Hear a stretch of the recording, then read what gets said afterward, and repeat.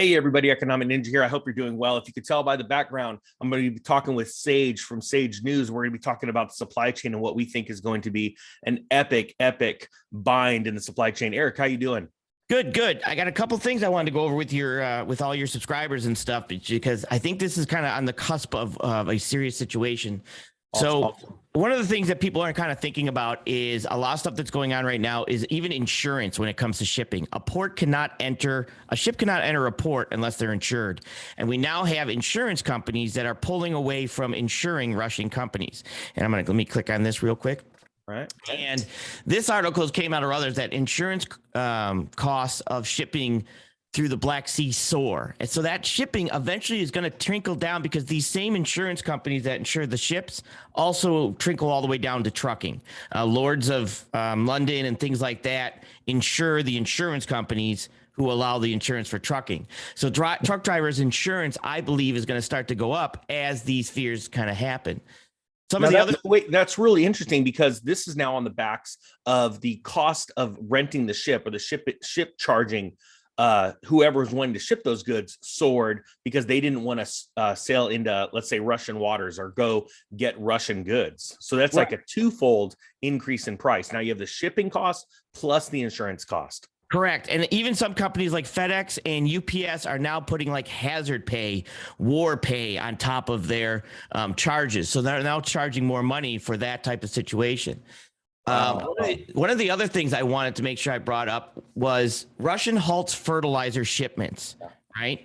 Now, when I wanted to cover this in regards to trucking is Russia is the second largest producer of ammonia, urea, and urea is used in DEF fuel. Yep.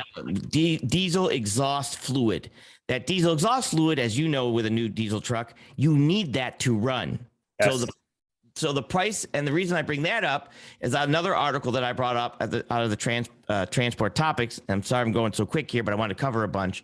Is that DEF is using an exhaust stream for diesel-powered vehicles that uses selected catalytic reduction for emissions. So, but basically, right here's the important one: DEF prices directly track urea prices. So as urea prices go up, DEF is going to go skyrocketing. So now you've got diesel fuel skyrocketing and DEF skyrocketing. So it's twofold in the price, and you could even eventually have shortages. Yeah. Now, I put out that one video a couple months ago about the DEF shortages coming, and it was interesting the feedback I got because so many people were like, right on, I went and bought a bunch, and other people just laughed, right? And it's so funny in an inflationary environment to not think that it's a good idea to pick up 6 months or a year's worth of DEF and go stack it in your garage. It just blows my mind. But this came out of left field. I never saw this coming, obviously, with a war with Russia. So no, I really appreciate you bringing that up because it's such a common sense thing that so many people are not thinking about right now. Right. And that's exactly right. We brought this topic up a while ago that this could go up. Now, the last one I want to bring up, which I think is kind of being pushed to the side that nobody's really talking about, is businesses worldwide are cutting off Russian trade. So businesses are now basically sanctioning Russia on the stuff that we're not sanctioning. Yeah. So in this story, and this is out of NBC, just so anybody can look it up, NBC News, and you can type this, into Google. The most important part of this is transportation, energy, banking are the three sectors in which sudden omissions are likely to cut the deepest, according to experts. Michael O'More, a professional of economics of international affairs at George Washington University, likely the scenario to waves of supply chain crisis created by COVID, such as unfinished vehicles sitting on assembly lines that had gone dormant for what of a small computer chip or a quantity of cushion seat foam. In the case of Russian economy, Moore said that the potential impact could be much greater because of its pertains not only to goods, but to the vast network of professional services, depending upon the facility commerce. A lot of trade is not just the movement of goods. It's transportation, it's services, it's insurance, it's software. All of these are potential targets. So what is basically happening is a lot of these companies are now refusing to work with China. I read a story that China was willing to sell their oil for like $25 underpriced just to sell it, and no one will buy it. When they're not buying it, I've seen stories of seafarers and ports not unloading. Go ahead.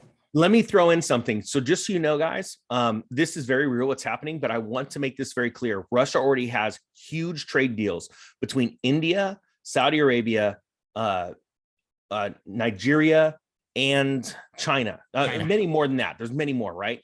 But the big one is the China trade.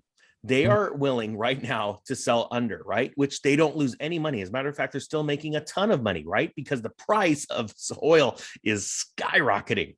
Right. I guarantee you right now, China will be buying all of Russia's oil before you know it. And where that is very scary is they're not going to be buying oil from people like us. Right. Okay? I want to make this extremely clear. This is a very serious situation.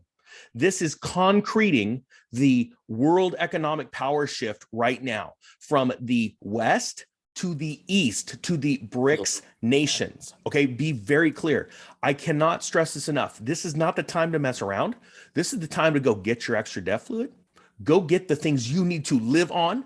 Stop buying things that you do not need. I'm not joking. If you do this and I'm wrong, cool, nothing happens. And you just got a lot of stuff that you need.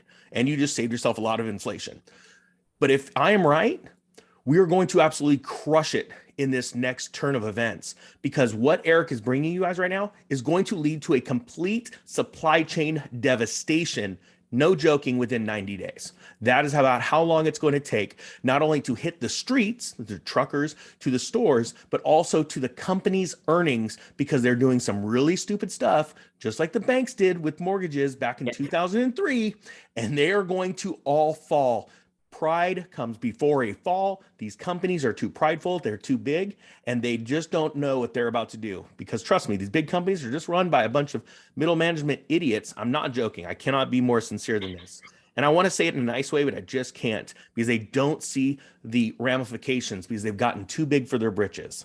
Sorry, Eric, I had to jump in and say that. And like I said, we are looking at a supply chain crisis on top of a supply chain crisis on top of a supply chain crisis, because private companies are now technically doing the job of governments and sanctioning companies like Russia and backing them into a corner.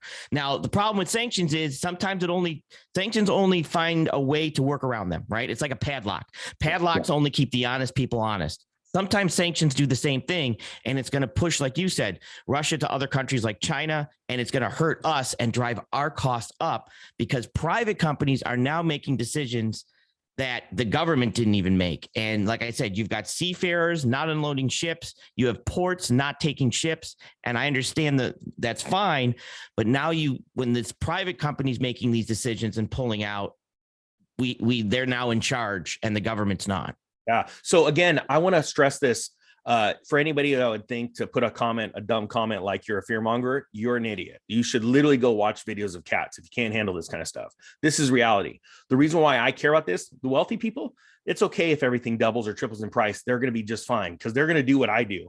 And what I'm telling you, they're not going to buy anything extra. They're going to live off of just necessities, and they're going to wait to pounce. What I want is the middle class and the poor people in this world, all over the world, to be meek, take a time out of your life to stop trying to grab new things, new exciting things, and impress other people. Save money, prepare, and then go and crush it. I want to see you become wealthy from this, because there's not a lot we can do other than be prepared, because this has got some momentum on it. Won't you think, Eric? Absolutely. And what, like I said, right now, know the difference between wants and needs, and understand that the Fed has basically come out and said, we need to make people stop buying to try to control the supply chain issue.